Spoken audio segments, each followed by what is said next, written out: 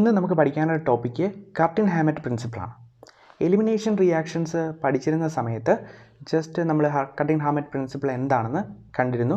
ഇന്ന് അല്പം വിശദമായിട്ട് നമ്മൾ കർട്ടിൻ-ഹാമറ്റ് പ്രിൻസിപ്പിൾ കാണാനായിട്ട് പോകുന്നു.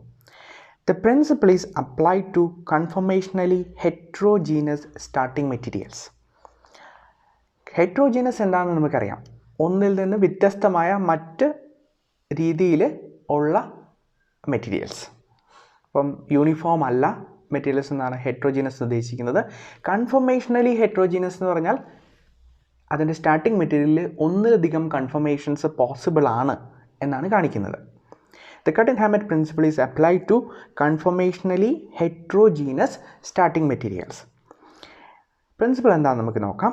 In a chemical reaction that yields one product from one conformational isomer and a different product from another conformational isomer, the isomers are rapidly interconvertible. അങ്ങനെയാണെങ്കിൽ മാത്രമാണ് ഈ പ്രിൻസിപ്പിൾ ആപ്ലിക്കബിൾ ആവുന്നത്. രണ്ട് ഐസോമറുകൾ നമ്മുടെ കയ്യിലുണ്ട്. അതിൽ നിന്ന് ഒന്ന് ഒരു പ്രോഡക്റ്റ് തരും, രണ്ടാമത്തേത് മറ്റൊരു പ്രോഡക്റ്റ് തരും. ഈ രണ്ട് ഐസോമേഴ്സും കൺഫർമേഷണൽ സിസ്റ്റംസും ഇൻ്റർകൺവേർട്ടബിൾ ആണ് എങ്കിൽ the product composition is not solely depend on the relative proportion of the isomer in the substrate. So initially നടക്കുമ്പോൾ ഗ്രൗണ്ട് സ്റ്റേറ്റിൽ എത്രമാത്രമാണോ ഓരോ കൺഫോമറിൻ്റെയും പോപ്പുലേഷൻ അതിനെ മാത്രം ആശ്രയിച്ചല്ല ഇരിക്കുക, but it is controlled by the difference in standard Gibbs free energy of the respective transition state. നമ്മൾ ground state കൺഫോമറിൻ്റെ concentration മാത്രമല്ല, ഈ റിയാക്ഷൻ നടക്കാൻ വേണ്ടി എത്രമാത്രം ഫ്രീ എനർജി ചേഞ്ച് അല്ലെങ്കിൽ ട്രാൻസിഷൻ സ്റ്റേറ്റിന് എത്രമാത്രം ഫ്രീ എനർജി ചേഞ്ച് ഉണ്ടാവണം എന്നതിനെ കൂടി ആശ്രയിച്ചിരിക്കും. ചില കേസിൽ എൻറ്റയർലി ഈ ഫ്രീ എനർജി ചേഞ്ചിനെ ആശ്രയിച്ചായിരിക്കും റിയാക്ഷൻ നടക്കുക. അപ്പം നമുക്ക് ഈ ഗ്രാഫ് വഴി അത് എക്സ്പ്ലെയിൻ ചെയ്യാം. സോ ഇതിൽ എ എന്നും ബി എന്നും രണ്ട് കൺഫോമേഴ്സ് ഉണ്ട്. അപ്പോൾ ഒരു മോളിക്യൂള് രണ്ട് കൺഫോമേഴ്സിലായിട്ടിരിക്കാം, എയും ബി. കൺഫോമർ എന്താണെന്ന് നമുക്കറിയാം, റൊട്ടേഷൻ വഴി മാറി വരുന്ന different പോസിബിലിറ്റീസാണ്.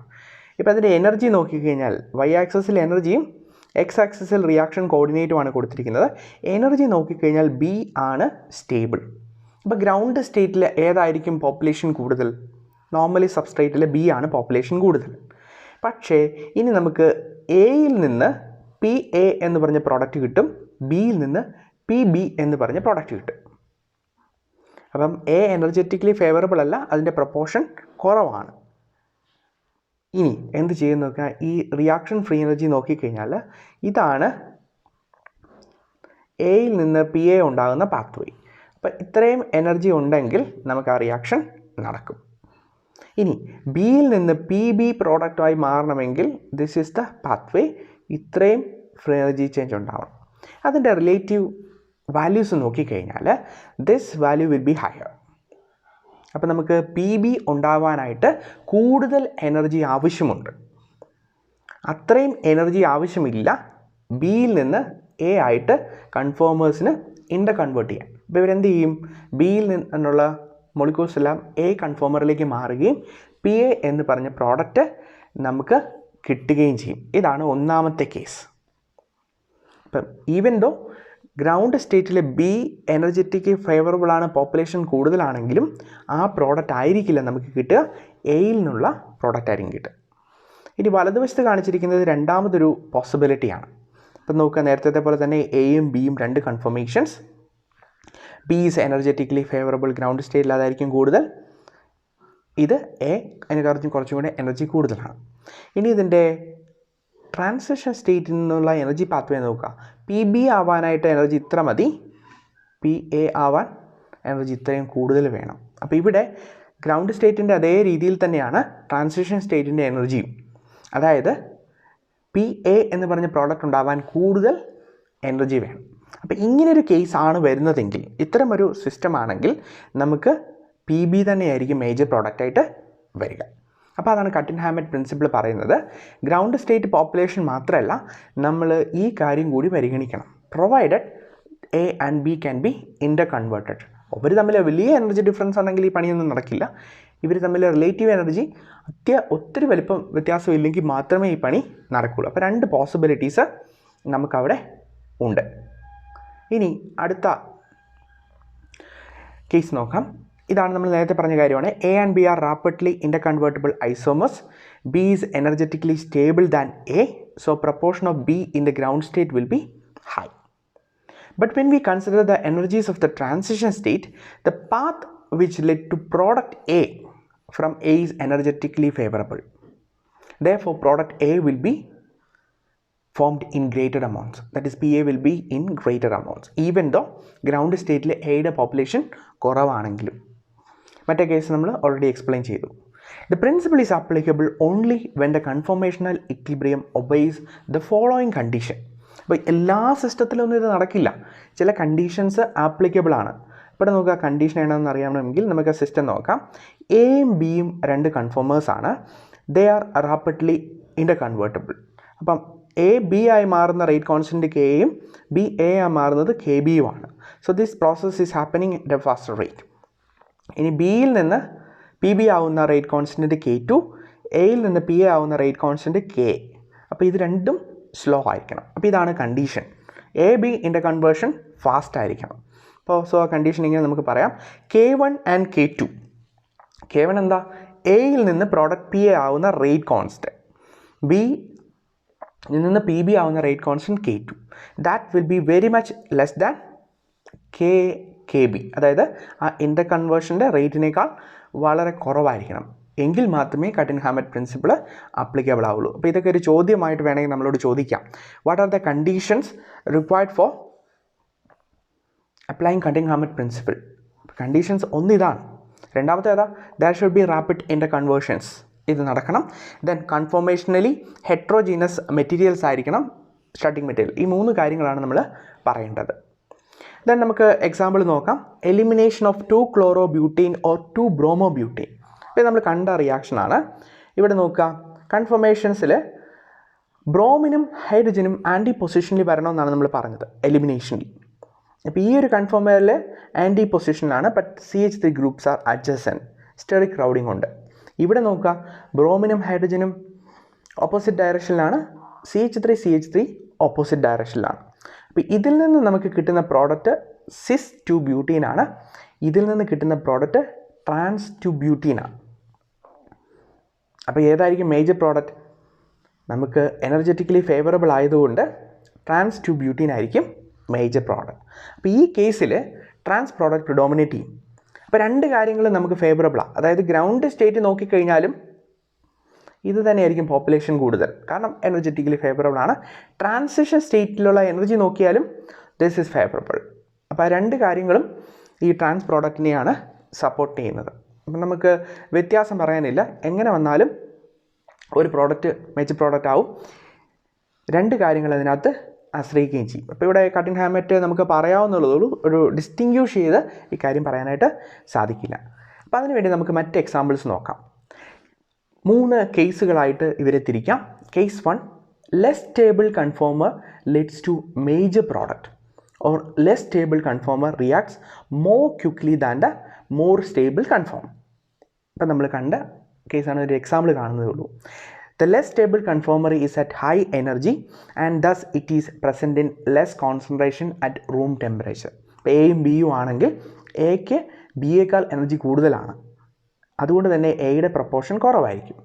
On the other hand, more stable conformer is at low energy and thus it is present in high concentration at room temperature. അത് ആ ബേസിക് സബ്സ്ട്രേറ്റിൻ്റെ കാര്യമാണ് ഉദ്ദേശിക്കുന്ന റിയാക്ഷന് മുമ്പ്. Here, the less stable conformer reacts faster and form the product due to low free energy of the transition state. ഇനി നമ്മൾ ആ graph കണ്ടത് ഓർക്കുന്നു. ലെസ് സ്റ്റേബിൾ ആണെങ്കിലും ആ പാത്വേ, ആ പ്രോഡക്റ്റായി മാറുന്ന പാത്വേക്ക് കുറച്ച് എനർജി മതി. Therefore, that reaction will happen. അപ്പോൾ നമുക്കൊരു എക്സാമ്പിൾ നോക്കാം. ട്രൊപ്പൈൻ എന്ന് പറഞ്ഞ molecule. It is A 3-2-1 bicyclic nitrogen containing organic compound. Bicyclic സിസ്റ്റമാണ്. 3-2-1 എന്താണെന്നൊക്കെ നമ്മൾ പഠിച്ചതാണ്, ഓർക്കുന്നുണ്ടെന്ന് വിചാരിക്കുന്നു. This bridge head carbons 1 2 3 3, then ഇവിടെ നിന്ന് ഇങ്ങോട്ട് പറഞ്ഞാൽ 1 2 3 2, ദെൻ ദിസ് 1 1 3 2 1, അതുകൊണ്ടാണ് നെയിം ചെയ്യുന്നത്. സോ നമ്മൾ 3-2-1 ബൈസൈക്ലിക് ഓർഗാനിക് കോമ്പൗണ്ടാണ്. This is a bicyclic amine having pyrrolidine ring on one side and a piperidine ring on the other side. രണ്ട് റിങ്ങുകൾ, ഒരെണ്ണം 5 മെമ്പേർഡും ഒരെണ്ണം 6 മെമ്പേർഡും, നൈട്രജൻ രണ്ടിനും കോമൺ ആയിട്ടാണുള്ളത്. This molecule exist in 2 conformational forms. Conformations in which methyl is at the equatorial position is more stable than the conformation having methyl in the axial position due to steric hindrance. അപ്പോൾ ഇവിടെ നോക്കുക, this is a CH3 methyl group substituent ഉണ്ട്. methyl ഗ്രൂപ്പിന് 5 membered റിങ്ങിന് നേരെ നിൽക്കാം, അല്ലെങ്കിൽ 6 membered റിങ്ങിന് നേരെ നിൽക്കാം. അപ്പോൾ ഈ 5 മെമ്പേർഡിന് നേരെ നിൽക്കുന്ന ഇക്വറ്റോറിയൽ പൊസിഷനാണ് എനർജറ്റിക്കലി ഫേവറബിൾ. ഇതിനകത്തേക്കാളും they are sterically hindered on the side of piperidine ring than on the side of the pyrrolidine ring. piperidine pyrrolidine ഒക്കെ നിങ്ങൾ ഹെറ്ററോസൈക്ലിക് കോമ്പൗണ്ട്സിൽ പഠിച്ചിട്ടുള്ളതാണ്. ജസ്റ്റ് ഒന്ന് സ്ട്രക്ചേഴ്സ് നോക്കുക. ദെൻ ഇനിയാണ് നമ്മുടെ റിയാക്ഷൻ നടക്കാൻ പോകുന്നത്. Tropane on alkylation with methyl iodide. ഈ മോളിക്യൂളിനെ നമ്മുടെ മീഥൈൽ അയഡൈഡ് വെച്ച് ആൽക്കൈലേറ്റ് ചെയ്യാൻ പോകുന്നു, അതായത് CH3 ഗ്രൂപ്പ് ആഡ് ചെയ്യാൻ പോകുന്നു. forms major product from less stable conformation. അപ്പോൾ ലെസ് സ്റ്റേബിൾ കൺഫോർമേഷനിൽ നിന്നാണ് നമുക്ക് മേജർ പ്രോഡക്റ്റ് ഇവിടെ കിട്ടുക. Here the less stable conformer reacts by a more stable transition state to form the major product. Therefore, the ground state conformational distribution does not reflect the product distribution. അപ്പോൾ നമുക്ക് നോക്കാം, ഇവിടെ ആ reaction കാണിച്ചിട്ടുണ്ട്. ഇതാണ് more stable system. അപ്പം നമ്മൾ methyl iodide കൊടുക്കുന്നു. 2 മീഥൈൽ ഗ്രൂപ്പ് ആയതുകൊണ്ട് ഇത് C13 ലേബൽ ചെയ്താണ് കൊടുക്കുന്നത്. അപ്പം മീഥൈൽ അയഡൈഡിന് ഇവിടെ അറ്റാച്ച് ചെയ്യാം. അറ്റാച്ച് ചെയ്ത ശേഷം നമുക്കിങ്ങനെ പ്രോഡക്റ്റ് കിട്ടാം. 2 മീഥൈൽ ഗ്രൂപ്പ് വന്നിരിക്കുന്നു. അപ്പം ഇനി അടുത്ത കേസ് നോക്കുക.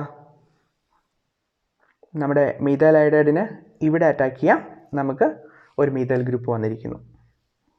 അപ്പം ഏത് സൈഡിൽ നിന്നാണ് അറ്റാക്ക് എന്ന് നോക്കണം. അപ്പോൾ നമുക്ക് വരുന്ന ട്രാൻസിഷൻ സ്റ്റേറ്റ് നോക്കണം. അപ്പോൾ ട്രാൻസിഷൻ സ്റ്റേറ്റ് നോക്കിക്കഴിയുമ്പം ഈ കേസിൽ നമ്മുടെ ലെസ് സ്റ്റേബിളിൽ നിന്ന് വരുന്ന ട്രാൻസിഷൻ സ്റ്റേറ്റ് ആണ് energetically favourable. More stable ground സ്റ്റേറ്റിൽ നിന്ന് വന്ന ട്രാൻസിഷൻ സ്റ്റേറ്റ് അത്ര ഫേവറബിൾ അല്ല. അപ്പോൾ ഇവർ തമ്മിൽ ഒരു ഗുണമുണ്ട്, they can inter convert rapidly.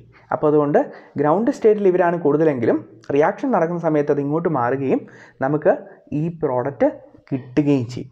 അപ്പോൾ ഇതൊരു എക്സാമ്പിളാണ്.